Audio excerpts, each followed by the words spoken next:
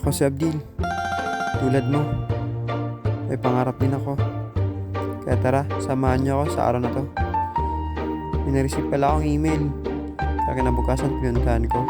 Ito lang, sa may Pasay. Sa sobrang traffic nga, naglakad lang ako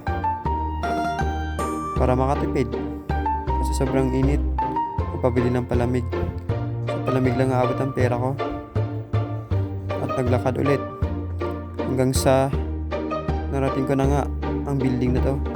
Oo, mag-a-apply ako ng piloto at pumasok na rin agad ako. Siyempre, inayos ko muna sarili ko at nagsimula na nga. Kaya maraming salamat. Hanggang dito na lang mga bagay. Salamat sa pagsama. Update ko na lang kayo sa sunod na kabanata.